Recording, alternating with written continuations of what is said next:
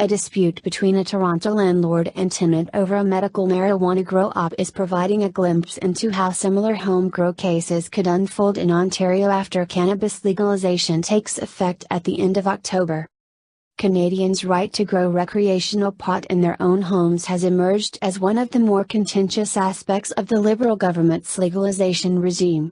Manitoba and Quebec have already banned home growing altogether, flouting the wishes of the federal government, which had to fight off attempts by the Senate to give provinces the right to ban it.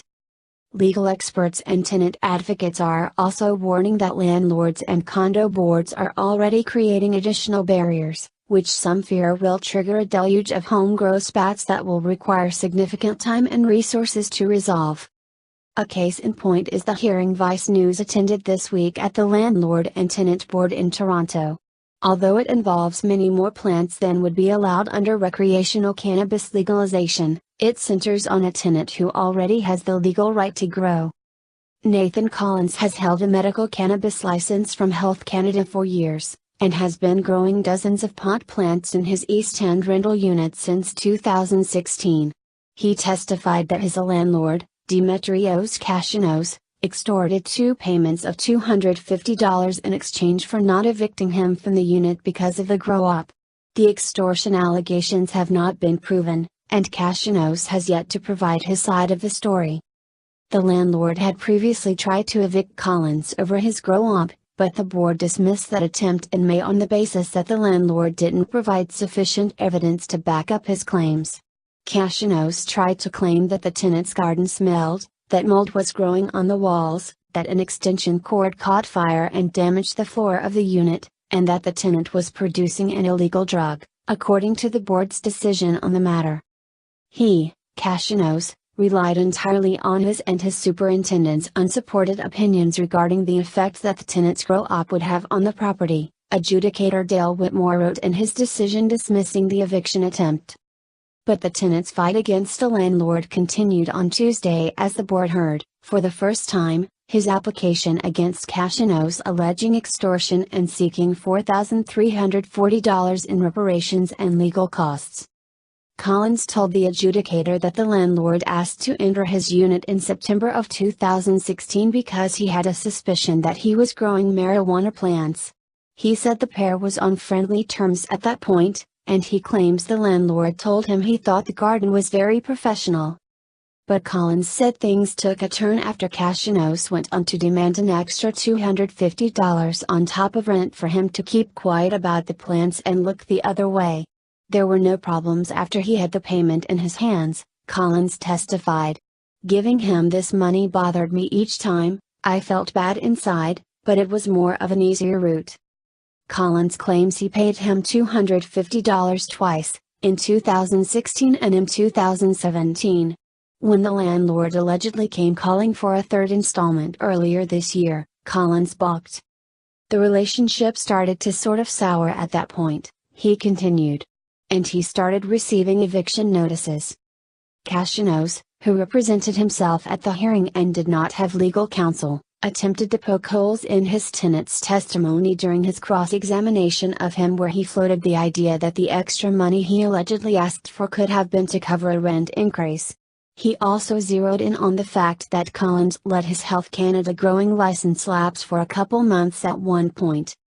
Kashianos will have the opportunity to present his side of the case at the next hearing, which will continue sometime in the next 3 months. Reached by phone on Wednesday morning, Kashianos declined to comment on the matter.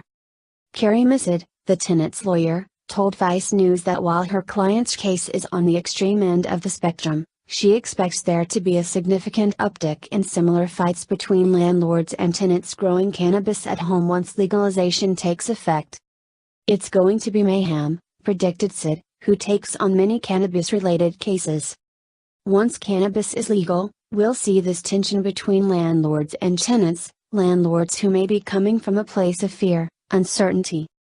The federal government's new recreational cannabis laws will allow Canadians to grow up to 4 pot plants at home, although Manitoba and Quebec have banned it altogether.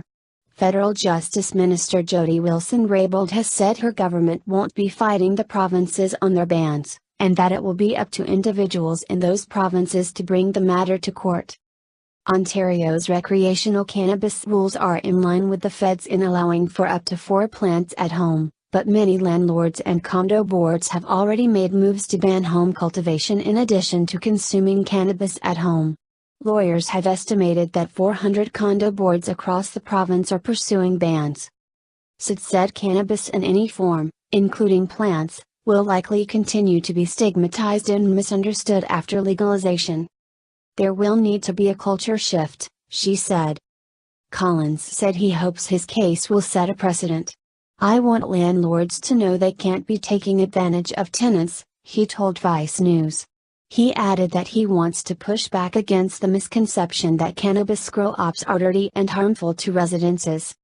There's no smell, no mold, nothing like that, if it's done properly, he said.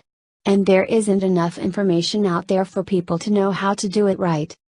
Sa'd pointed to the current hiring freeze of most public service workers in Ontario and said the board is already dealing with a packed caseload.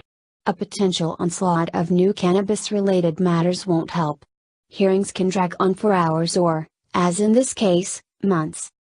In an email to Vice News, a spokesperson for the Ontario Landlord and Tenant Board said, "We don't know if the cannabis legalization will lead to more applications at the LTB. We regularly deal with fluctuations in caseload. If more applications are filed, we are prepared to deal with them." She said the board does not keep data on the number of cases it has already heard involving cannabis. The spokesperson also pointed out that the current legislation on residential tenancies does not speak directly on the issue of cannabis consumption or production, particularly in the context of the incoming cannabis legalization.